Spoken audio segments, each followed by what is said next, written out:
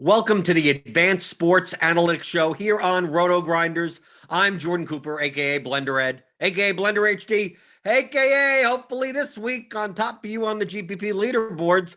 It wasn't this past weekend. I didn't play any Derrick Henry, so I died. Join with me, as always, the man behind the model at Advanced Sports Analytics. It's Stewart Gibson. Stewart, did you play Derrick Henry? No, I got trucked pretty hard in tournaments last week. Obviously, not playing Derrick Henry hurt. Playing a lot of Russ Wilson hurt. I played a lot of Michael Gallup, that hurt. I played a lot of David Montgomery, so I got off to like a great start, and I was just like, wow, it's gonna be one of those weeks, and then pretty much nothing happened from there. But I mean, we have a very similar week where Derrick Henry is going to be running back chalk, and I'm going to be like just mathematically, it's one of those things that yes, I get it. Derrick Henry, great matchup, great projection. It's not like he doesn't project well, but when you're the highest owned running back and you're over 9K and you're relying very heavily on touchdowns to reach your ceiling, like mathematically. Like, I'm going to win more money in the long run by not playing him than by playing him in a lineup, especially since your Derrick Henry lineups are going to tend to look like other Derrick Henry lineups. So it's not a matter of like not liking Derrick Henry, because I'm going to say that this week also, right? With the Titans, with one of the highest implied team totals, and Derrick Henry being the highest projected owned player. I'm gonna see if I could dodge it 2 weeks in a row. Yeah, I think similar case with him. I think also this week there is a interesting number of like efficiently priced, potentially popular running backs, many of which are in quite good game environments, who are in these committees that we think we have a lot of confidence in kind of how that committee shapes out. Well, I guess we'll get to these guys when we do, but I think it's going to be an interesting week to kind of pay attention to how ownership projects for some of these, committee leading running backs.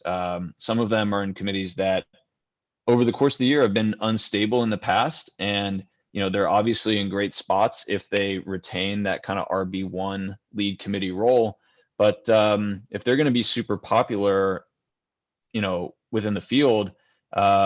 And there is, not full stability in those committees. I'd be interested to kind of hear your thoughts around that. But I do see some of these running backs kind of having super bimodal distributions, right? Like, Cam Akers, for example, if he is RB1, which kind of we expect him to be because he has been over the past couple of weeks, right? Like great distribution, but there, is this chance that, some of these guys might not retain the role they have in the last week. Some of these teams have been very volatile week over week with how they chop up carries. And, if there's going to be super high ownership on some of these bimodal players where if they retain the role, they have a nice distribution. But if there's some kind of change in role or maybe game script that, severely alters the way teams chop up, opportunity among running backs, I do wonder if it might be a chance to be under on some of these guys who, if 20, 30% of the field is going to play a guy who we think is RB1, but has, a 10 to 30, 40% chance of not being that RB1. I do wonder if there's an opportunity to be kind of under on some of these guys. I mean, Jonathan Taylor is the other one, right? Yeah, I mean, I think Taylor and Akers to me seem to be in kind of the most volatile role week over week. But I mean, you could make a case that CEH and Dobbins both have seemingly RB1 status, but like that, we've seen that kind of flip flop year over, or week over week over the course of this year. So, yeah, I mean, similar to how you kind of talk about how Henry is a guy where you just let ownership dictate kind of how you treat him. I do wonder if there's going to be, reason to maybe treat some of these other running backs similarly. So right, and a lot of our own analysts at RG have their opinions, and you could find their premium content behind the paywall, most of it. And we now have new packages here at RotoGrinders. You could pay just for a sport, or you could pay for the combo for everything. It's all you can eat. You get the main sports. You also get I play soccer DFS. and we have some of the best soccer projections. So PSU and Fear My Turtle, Varncast in college basketball. We got MMA content with H3 Buddha, and like it's all in one. So like if NBA season is coming up, if you just want to play NBA, like there you go. You can pay for NBA. You get all the NBA content, lineup HQ, all the projections, the ownership, and everything. But if you want to play other sports, you want to add anything else, everything together, it's one combo premium package. You can get $10 off your first month by clicking on the link in the description of the YouTube video of the show. Feel free to hit the thumbs up button also while you're there. Hit the thumbs up button, hit the subscribe button, hit the notification bell, hit whatever you want. Doesn't matter. But on this slate, I mean, to me, this slate, Stewart, is a typical for this year. Like we got high totals, but not exorbitantly high totals, and we got low totals. Some of them are a little exorbitantly low, but we don't have like one game that's like a 56. We don't have one game that's out and above everything else. We kind of got 51s, 50s, some 48s and 49s. So I don't necessarily expect ownership on stacks to be as condensed as there's like one game that you have to have. So to start with our analysis, let's go to the highest total, which is it's in flux because we don't know the status of Matt Stafford. But in most books, that this line is opened up as a 51.5. It's the Titans at the line. It's the Lions at the Titans. It's a 11-point spread in favor of the Titans. So they have like a 31.5 implied team total. The Titans have a 20.5 implied team total. Obviously, just like we said, Derrick Henry most likely going to be the highest owned player on the slate, let alone just at the running back position. If Stafford does not play, we'll have Chase Daniel, who's not necessarily known as the one that could really push the ball down the field.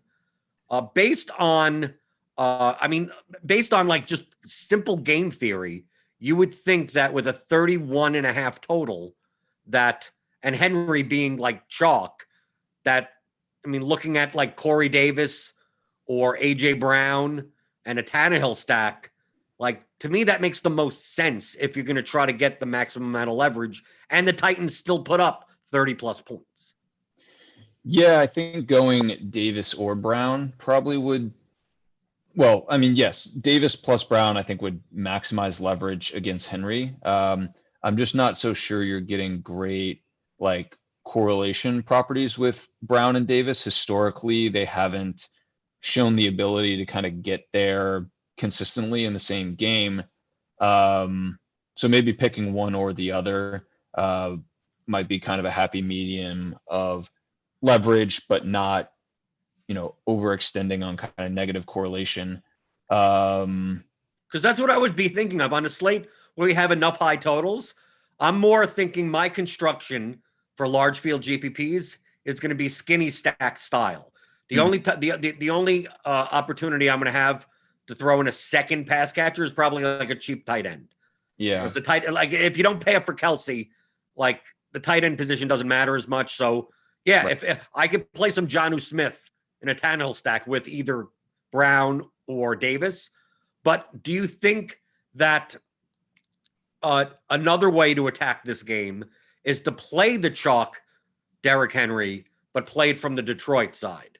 Because from a projection standpoint, these Lions, kind of like all the receivers are priced up. With Golladay probably not coming back, priced up in a way that they seem to be more efficient if Stafford was the quarterback. But once you play, Chase Daniel there, like I just think a lot of the lines are overpriced. Yeah, you would kind of, I think, want to see Stafford back in that.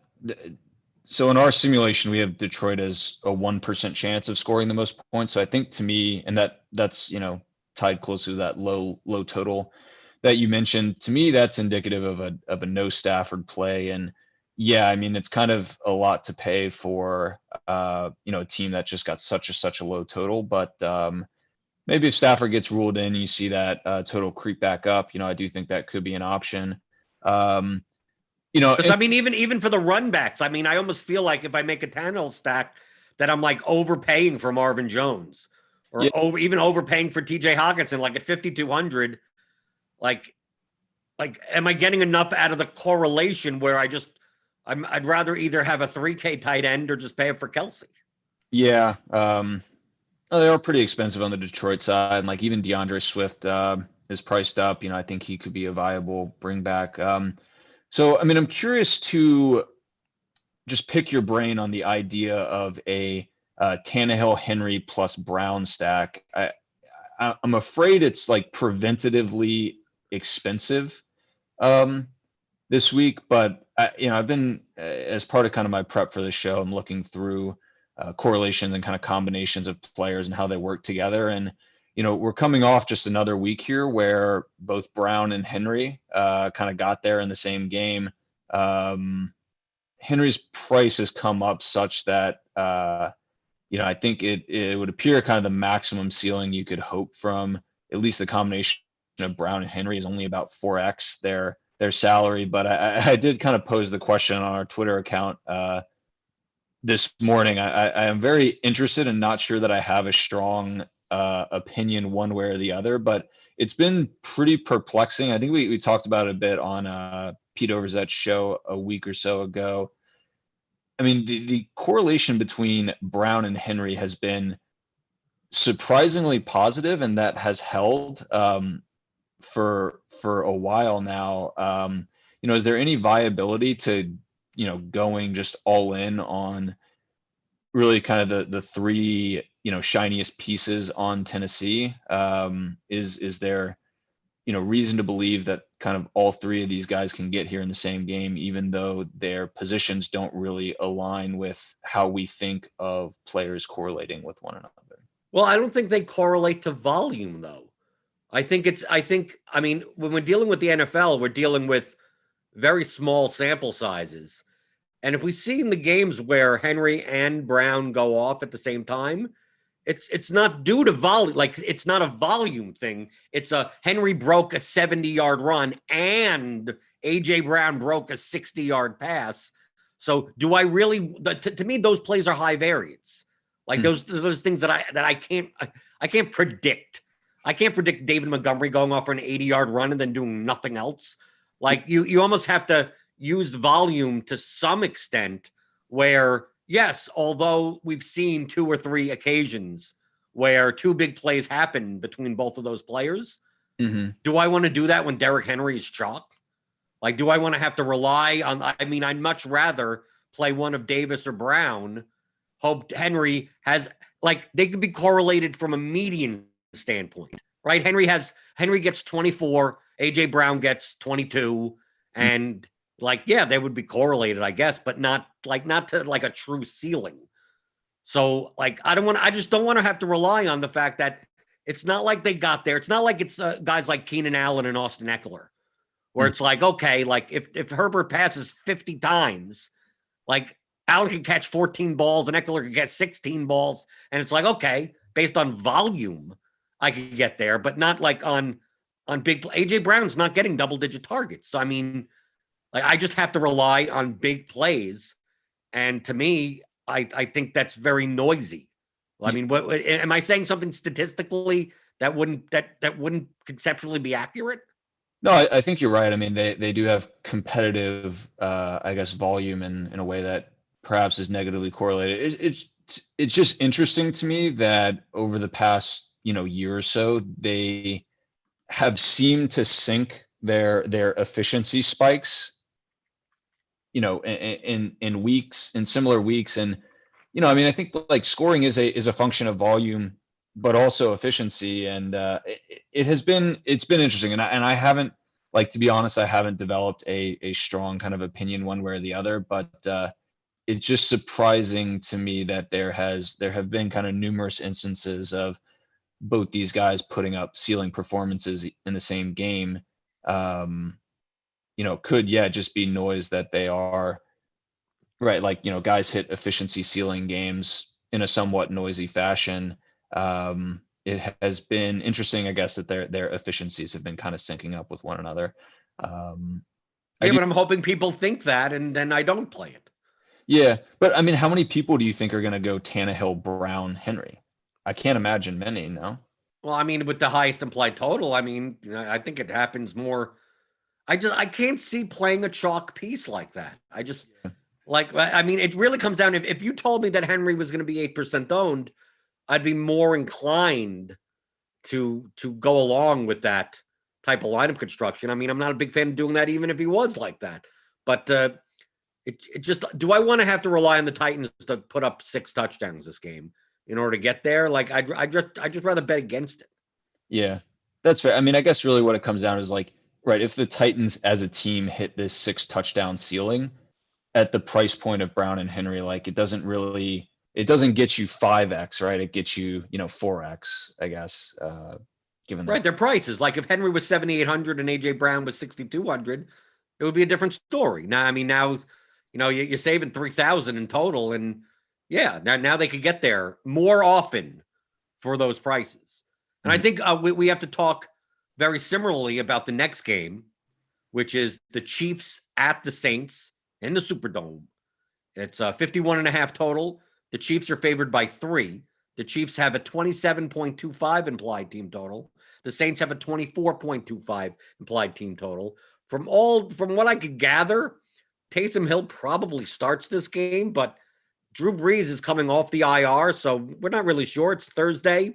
News will come out on what we're more sure about. But we're not used to, it's kind of weird to say, we're not used to the Chiefs having such a low implied total at 27.25. We've been playing Chiefs when they're 30 plus implied total. And now Kelsey's 8,000 and Tyreek Hill is 8,800 and Patrick Mahomes is 7,900. Would I be wrong to say that now at these prices, based on this implied team total, that the Chiefs aren't necessarily good plays this week? Yeah, I mean, it's I think similar to discussion around Henry Brown. It's just preventatively high in pricing, and maybe makes sense in like a super small tournament where you don't need 200 plus points or whatever to win the tournament. But as far as like large field or even kind of medium field tournaments, like I mean, you just need so much out of Kansas City for Mahomes plus Hill plus Kelsey. But even if you put in, let's say you put in Watkins instead of Hill, I mean, you're still paying a lot. I mean, the stack still costs a lot.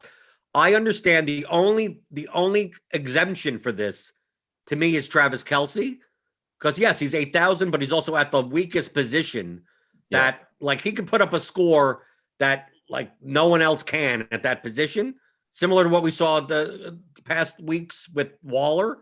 When he puts up 48, like he crushes, like you need to have him. There's not, because you have to roster a tight end, and he beats everyone by 28 points. So, like, to me, I could see Kelsey as a one-off. But once you start adding Mahomes at 7,900, like I guess you can make a Watkins Kelsey type of stack. But I think that although based on our initial ownerships, Jamino's hamster wheel, the Chiefs are coming in lower than usual, but they're still being owned enough that do I really want to play the Chiefs with a 27 implied total at these prices, and when they're like efficiently owned, like it's not like no one's not looking at this game. People are looking at this game. Right. Yeah, no, probably not. I think really the case to be made is just purely that these guys have a known ceiling that few teams can compete with. But you're right at the ownership, and I mean, it's just like we've been interested in Chiefs when they are the highest total on the slate. Now they're I don't know, just kind of outside the top 5 even. So I think it's an interesting state. Like the teams at the top of the Vegas totals are not kind of our usual suspects, right? Like we're so used to, at least this year, some combination of Kansas City, Green Bay, Seattle, Indianapolis is always kind of sprinkled in there. And we got some new, some different teams towards the top, and some of the teams that have historically been, super strong teams, great ceilings. typically high totals are kind of now towards the middle. So be interesting to see how, people kind of handle that this week. I prefer this game from the other side. Like Taysom Hill, 6K, plus Michael Thomas, 7,200. And then you play Kelsey as the run back and do 2+1 that way. And I think it's more likely that the Saints tend to play slower, but the Chiefs play fast and they throw the ball a lot. So to me, like if I'm gonna stack this game, it feels like I'm saving salary by doing it from the Saints side, and the Saints have a strong enough implied total, and Taysom Hill has enough rushing upside that like the double stack I don't have to worry about. Like, let me just get Taysom Hill rushing the ball in twice and then throwing 2 touchdowns to Michael Thomas. And Kelsey, hey, he has 2 touchdowns and 120 yards. And like, that's the better way to go from a point per dollar standpoint than taking Mahomes for 1,900 more or playing Tyreek Hill at 8,800. Yeah, and I think like there's also, good options for like a Kelsey. Kamara had is kind of, at least in 1 week, was back to his old ways as far as getting lots of work through the pass game. I think there's opportunity to do some kind of mini correlations there. Kelsey Kamara, Kelsey Thomas, stuff like that. Do have concerns about kind of Hill's ceiling. At least so far, he hasn't shown the ability to put up like big scoring games, but yeah. Okay, next game on the docket, 51 total. It's the Texans at the Colts. The Colts are favored by 7.5. They have a 29.25 implied team total. Texans 21.75 implied total. As always, every week when we talk about the Colts, a lot of options. Jonathan Taylor is picking up ownership. But, I mean, for a team that's playing in the Dome against the Texans defense, which sucks pretty much, Philip Rivers is 5,900. I mean, Hilton is now priced up to 5,500, but there's still a negative bias towards him, even though he's put up 3 good weeks in a row. Michael Pittman's going to be 2% owned, according to our projections. Like, why isn't a good leverage point on Jonathan Taylor in that more ambiguous situation to just play a Rivers stack and then, run it back with a Brandon Cooks if he's back, or UT or something? Yeah. I feel like in previous weeks, kind of we like Indianapolis as a team, but maybe not so much the players, because it's very blurry as to who kind of the guys we would want are. It does feel like in recent weeks, our focus maybe has been sharpening a little bit. Like, I almost feel like the Colts are almost easier to predict than the Buccaneers now. Yeah. No, it does feel that way. I mean, it seems like Burton has kind of been less prominent. Guys like Marcus Johnson, who was previously, having a big air yards role, is kind of become a non-factor. And yeah, it does seem like it's kind of condensing around Hilton, Pittman, and then of course Jonathan Taylor. I do have just concerns about the ceiling of kind of the trio of guys. Like, I don't know, but I feel like sometimes I kind of run into issues like looking at historic ceiling of players and failing to acknowledge that there is a true ceiling of kind of a combination of players that just hasn't yet been achieved. But I mean, so far, just the combination of kind of Hilton, Pittman hasn't really gotten there. Rivers has shown not a super strong ceiling, and I don't know. It feels just like a little bit of an uncomfortable game to try to stack up. But I mean, you're doing it for the price. I mean, we're not talking about expensive players. We're talking about Rivers at 5,900. We're talking about Hilton at 5,500. We're not talking about Pittman's 4,800. Like this is like to play a cult stack of some type, even if it's just skinny, Rivers plus Hilton or something. Yeah. Like they're cheap enough and low owned enough that like if you wanted to play Derrick Henry in that lineup, like that would make more sense. Like you point per dollar wise from the Colts, you're getting like compared to, I mean, if we take a look at the implied totals on this game, on these games, we have the Titans we got the Titans, the Colts, the Ravens, the Rams. Like it seems like the Colts are 29.25 implied total, but it's cheaper than a Tannehill stack. It's cheaper than Lamar Jackson. It's cheaper than a Goff Woods Cup type of thing. So like if you just go by implied team totals and just hope that the offense gets more condensed, it's not one of those games where they score 5 touchdowns, but one goes to Taylor, one goes to Hines, one goes to Mo Alley Cox, one goes to this guy. Like it's all over the place, which obviously can't happen. But like I'm not scared of rostering Phillip Rivers against the Texans. Yeah. I guess we kind of just need to see from them a combined performance that just like we haven't yet seen. I mean, so far the max combined fantasy points between like Rivers and Hilton is only 47 fantasy points. Like the max combined total between Pittman Rivers 41. Hilton Pittman have never combined to top 40 points together. So, but that I think I guess the point you're making is that we haven't, like, they're playing the Texans, and because we haven't seen a total that is in excess of some of these like values that they've put up, doesn't mean that it can't happen. Maybe that's why it does happen now. If it did happen, these prices would be more. Exactly. And the ownership would go. I'm only interested primarily in this of a combination of that and the Jonathan Taylor ownership. Yeah. Like to me, that's the perfect combination of you're getting a cheaper stack with a higher total team, and it's leverage off of a chalkier running back. Yep. No, that makes sense. Yeah, because it's like you can't fully, just given the total, you can't fully kind of fade all players in this game, unless of course you just think the game's going to go massively under. But Vegas would suggest that that's not the case. Yeah, interesting. I don't know.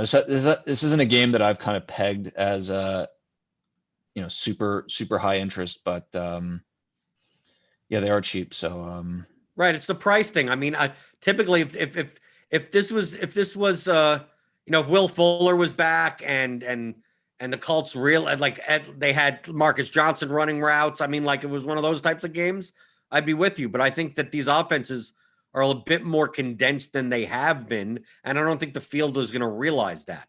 I think the field will look at the T.Y. Hilton's past 3 weeks and it'll be one of those types of things, Stewart, where people will be like, no, it's fluky, right? It's T.Y. Hilton. He's old. He's dust.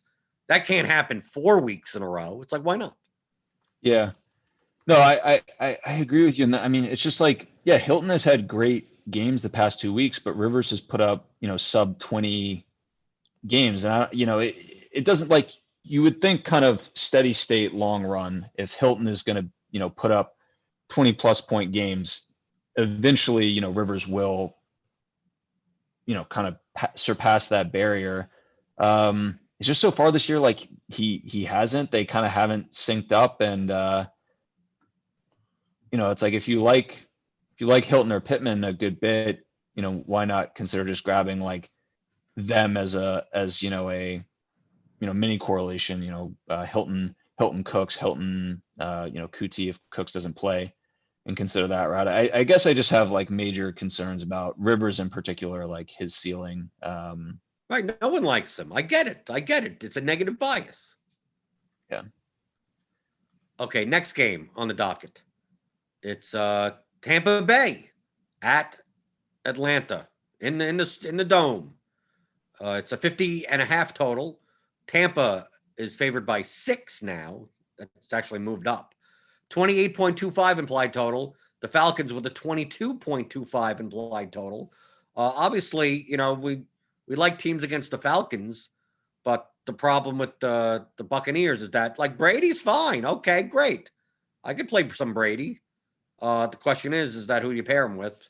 And he could throw to like anyone. I mean, Godwin, Evans, Brown, Gronkowski, Scotty Miller out of the blue, that'll kill you, right? I mean, right there. And then we have the Falcons, and with that low implied total, they almost seem overpriced. Like you're paying $8,200 for Ridley. Most people won't do that. And I think that the chalk in this game is going to be Leonard Fournette with Ronald Jones now on the COVID list. And people are just going to be like, well, Why not play it's a 28 plus total, and it's a running back against the Falcons. And you don't expect LaShawn McCoy or Keyshawn Vaughn to really, they'll be the third down backs, I guess. But I mean, they're pretty much going to give it to Fournette, and at 4,500, like that seems like a good enough value to me. But that also will make like everyone else in this game to be under-owned. Yeah. Yeah, Tampa Bay is pretty infuriating. Like they always kind of consistently have this high total. They're always, at least recently, have been priced pretty well, but it's yeah, I mean, it's really kind of throwing darts at some of these guys. I don't know, it's too bad because I do, if we have more confidence in some of these receivers, like I like something like Brady Evans, Brady Godwin, and then bring back like Ridley or Gage. But, there's just so little confidence that if Brady has a big game, it's going to come through any one of these guys. I think that makes it tough for even trying to play the Atlanta side if you do want to bring someone back. I mean, well, I guess you could do something like Fournette and then bring back an Atlanta guy, but yeah, it's a low total. This isn't really one of the games that has intrigued me. Matt Ryan is cheap. He's 5,400. Yeah, I know. And he hasn't, at least lately, hasn't shown the ability to like prove DraftKings wrong in that pricing. Right, but we've seen in the past. I mean, it's not like Matt Ryan's a new quarterback. Matt Ryan used to have a prop of 300 yards like every game, and especially against the Buccaneers. They have a good run defense. Why can't it be that? Why can't it be that Tampa Bay goes up big in this game, 2 touchdowns through Leonard Fournette, and you play the stack of Ryan plus Ridley and Fournette is the guy. You don't have to worry about the receivers on the Buccaneers. And just like I just hope Fournette falls in the end zone twice. And to me, that mitigates his ownership. Like then it's okay. No, well, I can play Fournette and then play 2% own Ridley and 3% own Ryan around him. That's correlative. So I don't have to worry about Fournette's ownership. Yeah, no, that seems to make sense. I mean, I kind of like that approach last week with like Rojo and the Minnesota side. And it's kind of a similar build, right? It's just like, the hardest part of Tampa Bay to pin down is their receivers. Even though you think, maybe the kind of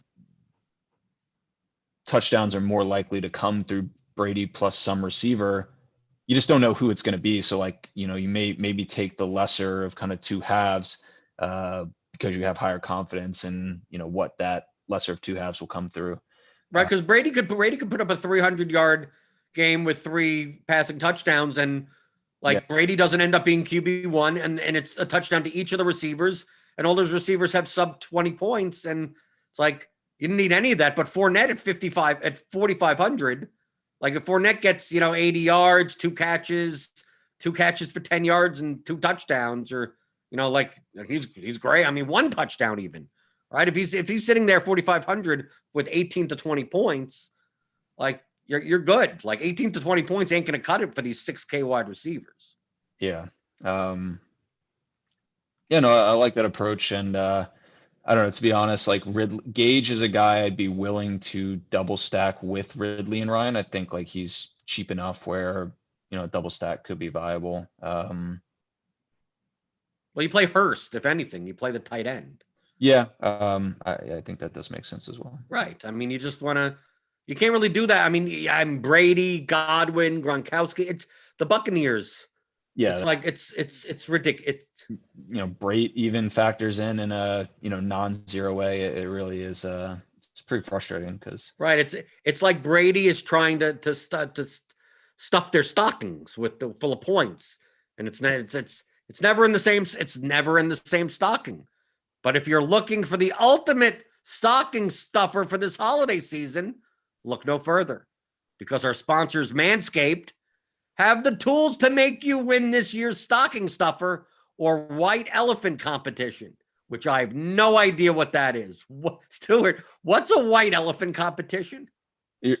I'm not familiar with it in the form of a competition. It is a gift giving tradition around Christmas time where there's. Is that like Secret Santa? Or is that something different?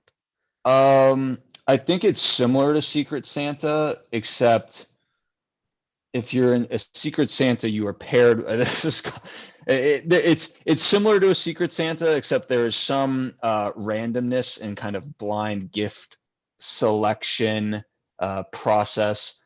There's actually some game theory involved. I believe there are white elephant formats where you can take other people's gifts, but a gift can only be taken so many times. So like there's, So there's late swap. late swaps. Yeah, there's late steals, but at a certain after so many swaps, kind of the gift lock. So it's a some game theory components to Why it. is it called white elephant? What does the elephant have to do with anything? Yeah, no idea. It's not a. That's I'm just reading the copy and I'm like, what the hell's a white elephant competition? Am I missing out on something? Am I not upper class enough? Or this is what rich people do? They have they have elephants. They have white elephants that compete against one another.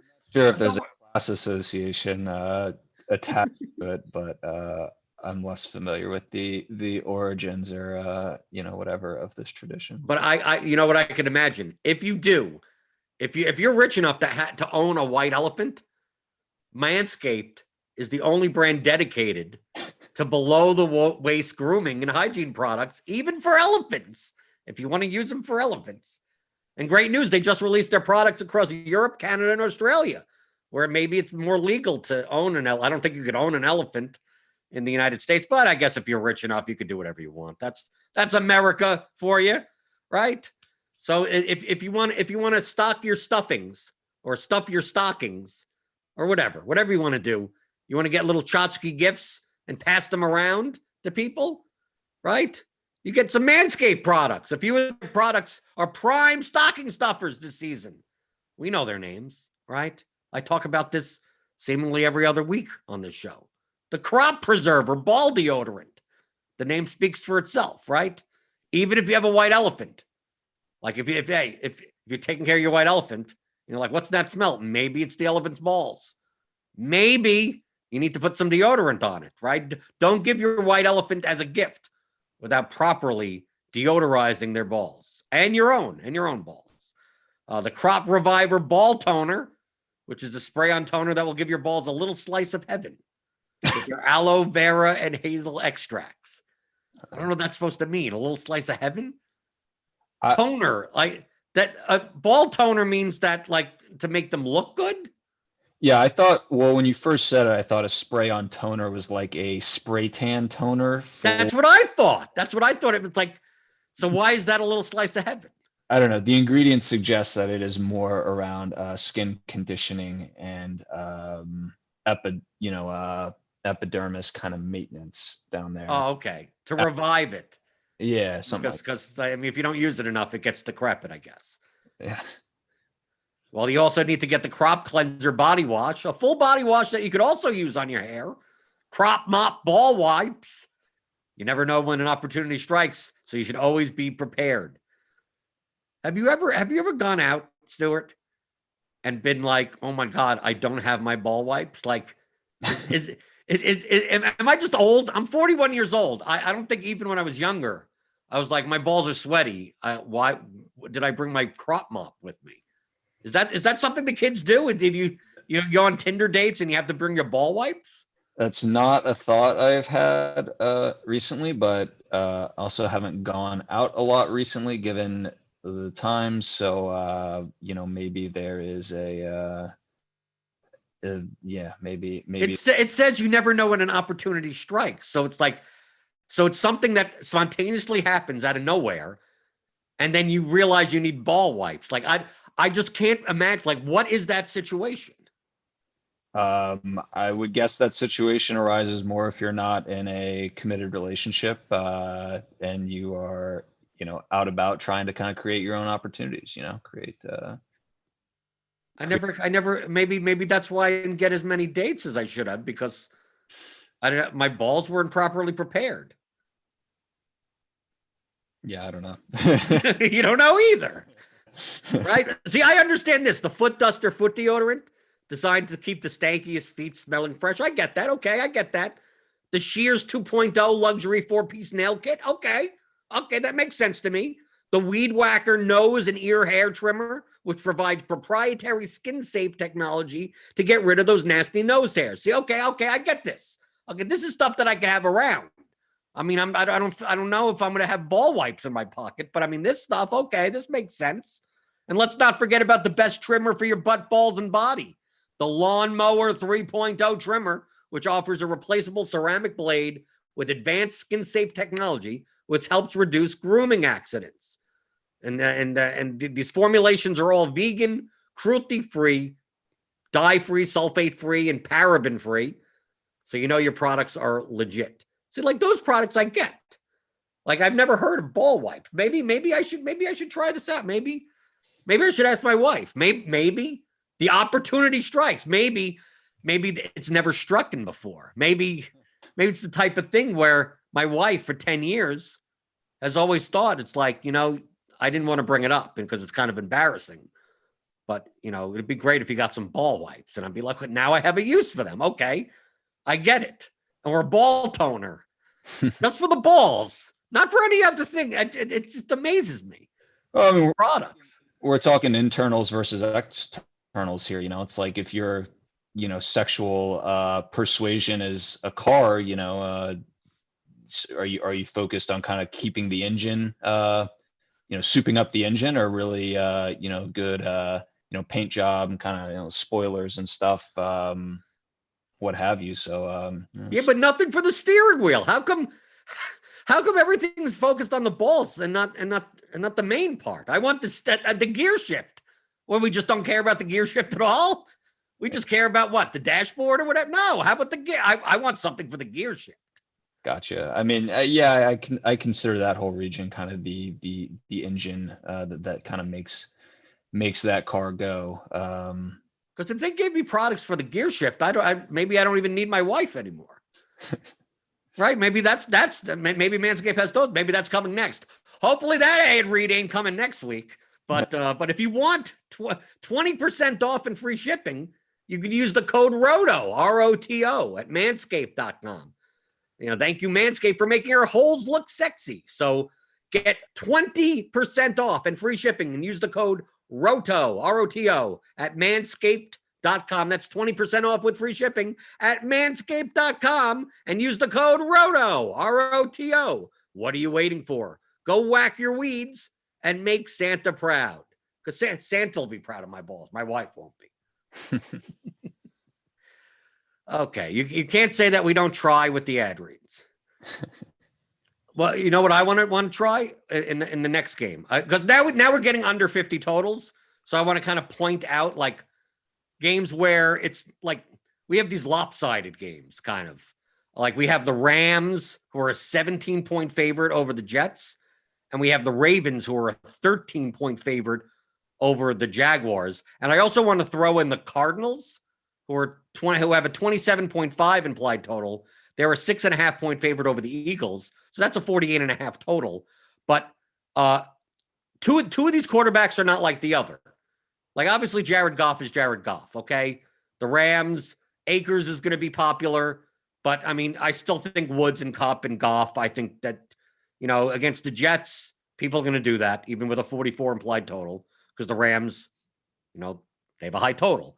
But Lamar and Kyler are both like rushing quarterbacks. And we've seen the past 2 weeks that Lamar Jackson is now rushing the ball more.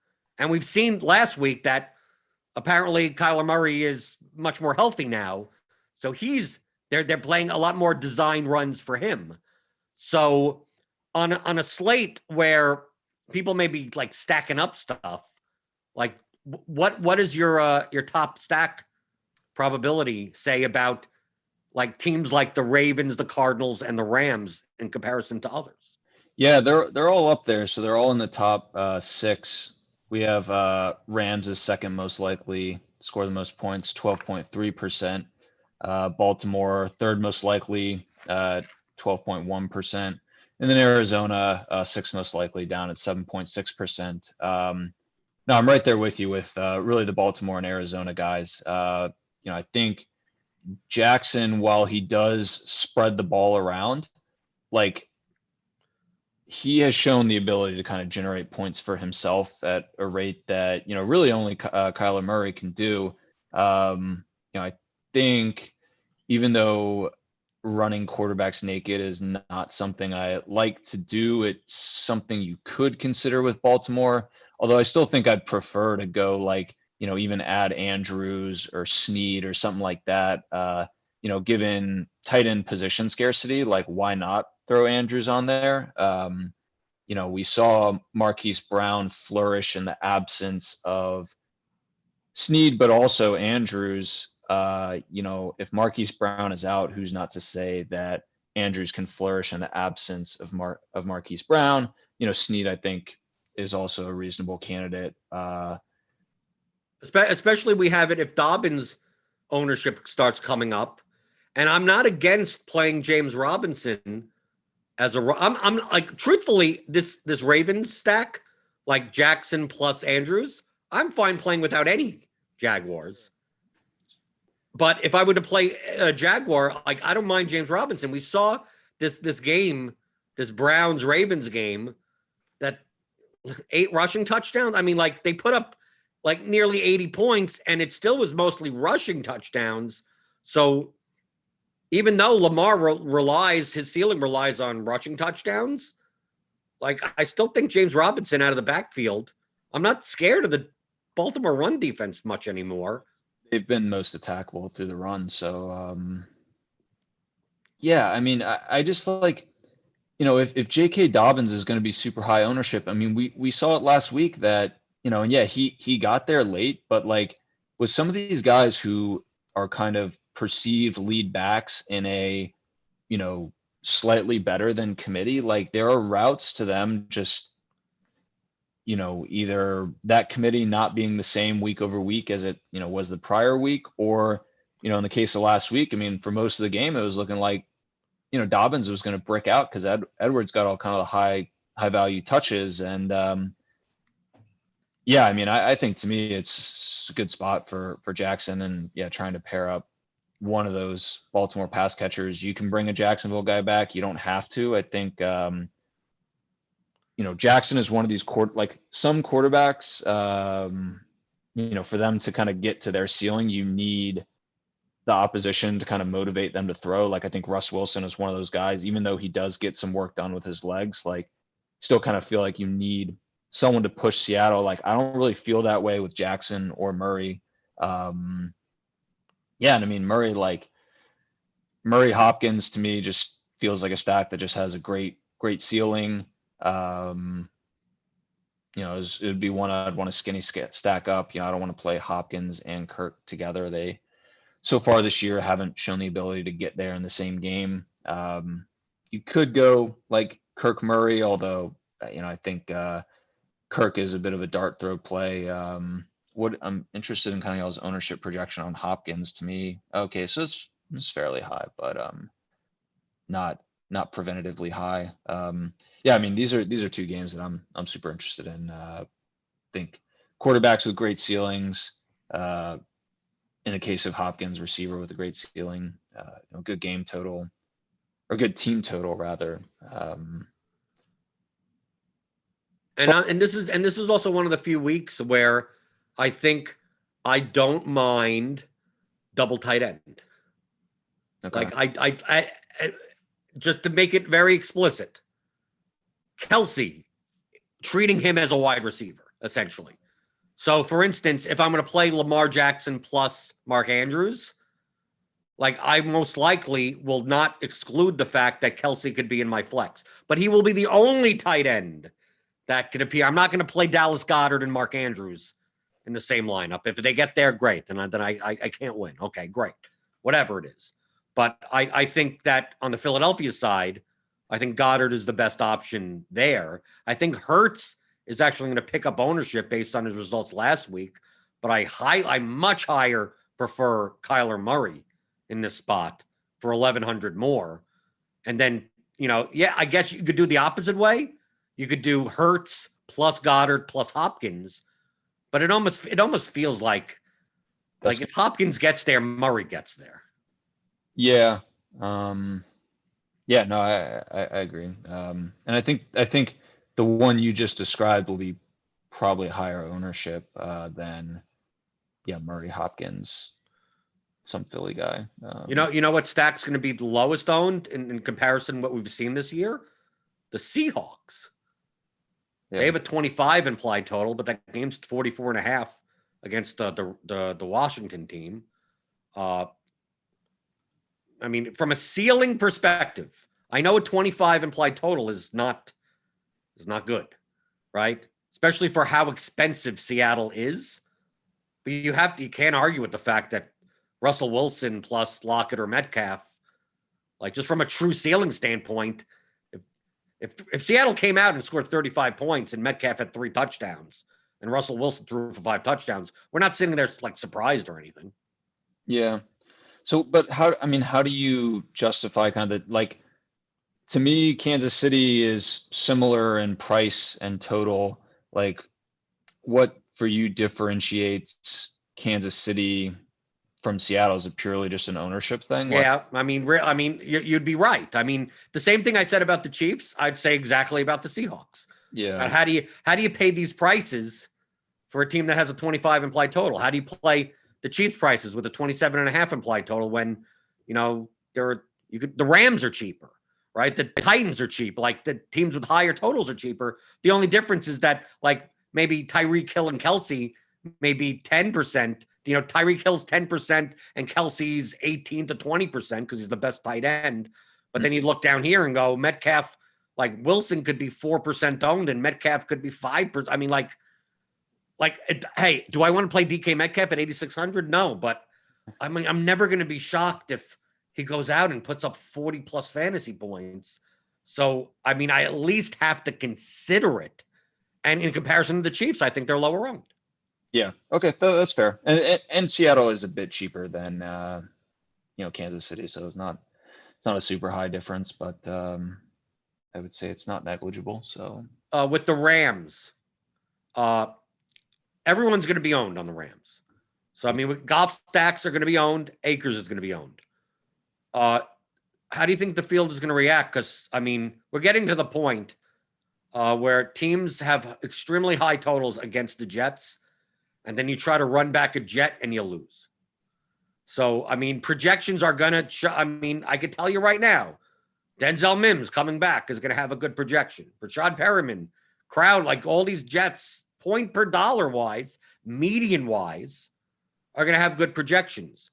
Is this finally the time to get off the Jets bring back bandwagon? Or do you think it's more likely the field tries to do that and maybe maybe one of the Jets actually has a good game?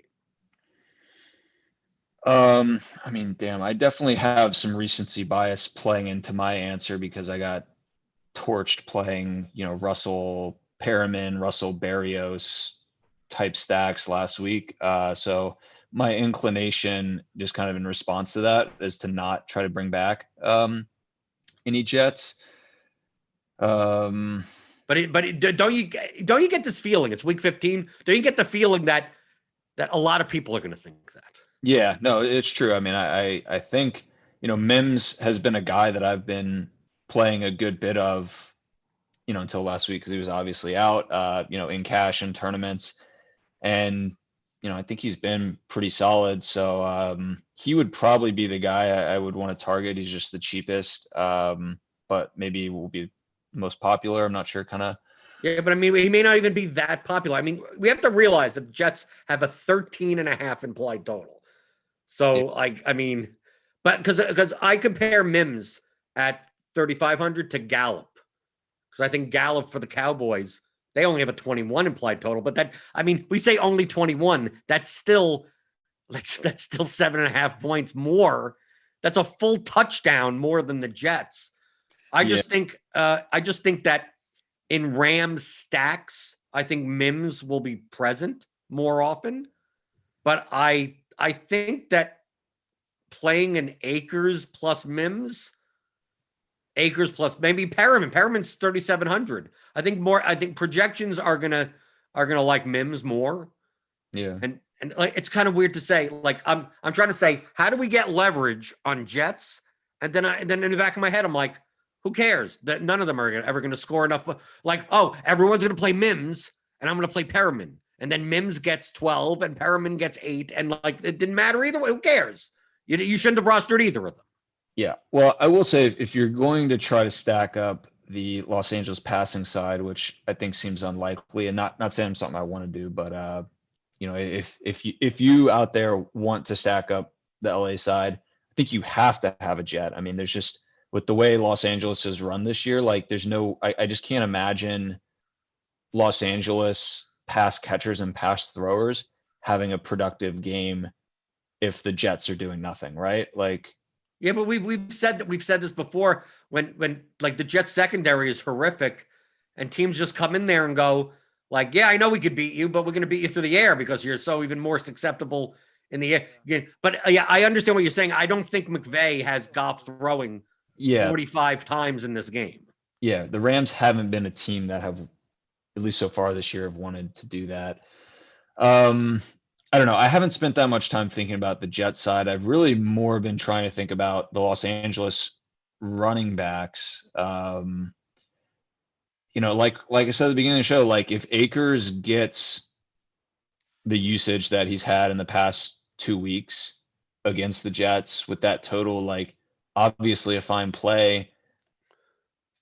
Like, so, I mean, do we think Akers is locked into like a, 70 to 80% rush share role? Like, I don't think he's locked in, but I don't think that there's anything that I could do about it other than fade him. Like, I don't think it's the type of situation where, Akers fails and then I take another running back. To me, it's more the fact that they run more of a committee and no one gets there. Like, it's not the type of thing where, well, should I take a shot at Darrell Henderson or Malcolm Brown? It's like, no, it's more of the fact that they eat enough of Akers' production that Akers at 6,600 just has 14 rushes for 55 yards, 1 catch for 8 and no touchdowns. And you're just sitting there going like, okay, I got like 10 points and that didn't do anything. Yeah. I mean, Malcolm Brown is like straight 0 right now for Los Angeles. I mean, I don't know. I think it's more likely that Cam Akers is the bell cow than he's not. Yeah. Yeah, right. I mean, yes, I agree. I think that is more likely, but is it 80% likely? If so, then probably play a lot of Akers. But if it's, 60% likely, yeah, I don't know. This game kind of stumps me. It's like I don't really love any components of it, but like the total would suggest that I should. I feel like, I gotta pick some, one of the Rams, right? I think you could do a rule of just one of 3, Cup, Woods, Akers, and just you're making 100 lineups. You have 33% in everyone, and just someone's getting there. Yeah. Just make sure you don't have as a lot of the Jets.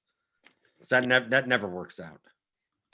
It's tough because like Cup and Woods are priced pretty high, so it's like, they could steal usage from Akers. Woods could get a gadget, 10-yard touchdown run kind of thing, but that doesn't necessarily mean he smashes, right? Like at 6'8", he could, put up 15 points, and Cup could put up 15 and kind of eat out of Akers, eat off Akers' plate. I don't know.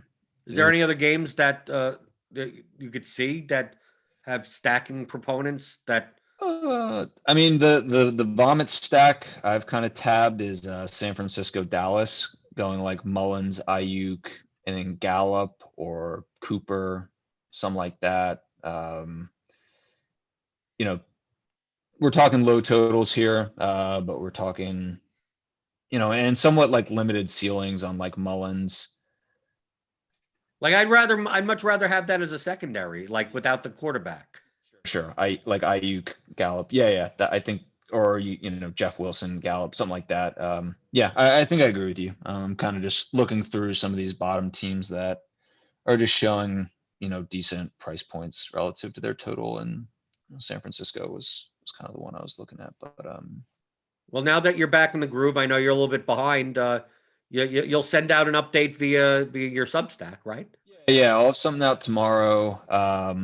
also prepping for NBA, which is, taking some time, away from weekly NFL prep, but, I'm super excited for that. Been trying this NFL season to do some reading on just some different modeling practices that I'm hoping to incorporate into NBA. So excited for that and kind of see how that plays out. Trying to kind of retool some of our NBA stuff. But yeah, we should have NBA content ready to go for Tuesday. Should be fun. I think this is fun time of year. I really like the January. I do really enjoy kind of the short classic slates that you get in the first couple weeks of playoffs where you have five. You don't like those? No, because you get into duplication problems in large field. Yeah, duplication. Yeah, I get that. I guess what I enjoy about the short slate stuff is when you are selecting players, you are you're building lineups around players that you roster, but also building, and I guess you do it to an extent in class, in full slate context where you're building lineups away from players that you don't like. I know you're always doing that, but you kind of need to fill players from games that you don't like. And I think there's an interesting exercise of trying to find the players in games that you don't like, or maybe players that negatively correlate from, or negatively correlate with quarterbacks that you don't like, or, running backs that you don't like. I guess we do that in the main, in kind of the full 11 games. Yeah, you do. It's just, I just view it from a perspective that the more choices you give me, the more edge I would have, because it's more places for people to get things wrong. Yeah. Right. We have the Saturday slate coming up. It's a 2-game slate. It's how much wrong can you really get? The lineups overlap is going to be ridiculous no matter what. Even if you didn't know anything about football and just close your eyes and click buttons, you're going to probably have half the lineup that I have regardless. So to me, the edge isn't there. The edge in those large field contests for those are in not being duped, as many times, super stacking and doing some weird stuff, negatively correlating players because no one's going to play 2 running backs from the same team together. That's more game theory oriented, but it doesn't give you as much of an edge when, imagine this slate. If you could, okay, you could pick 1 of 3 tight ends. Do you want Travis Kelce or you not want him? It's kind of but what edge is that? How much edge can there be when half the lineups look the same? That makes sense. That's probably why I'm the donk that I am. So, but yeah. Anyways, looking forward to NBA stuff on ASA. I think it's gonna be fun winter for us. We're gonna try to build out some new tools for the season and really deploy some. I think what I consider to be some kind of different prediction processes. So I'm looking forward to that. Yep, well, I'm looking forward to that. You can find that at advancedsportsanalytics.com. You can follow them, AS Analytics DFS on Twitter, or Start Gibson on Twitter. I'm at BlenderHD, as always. I'm Jordan Cooper with Stewart Gibson, and that was the Advanced Sports Analytics Show here on RotoGrinders.com.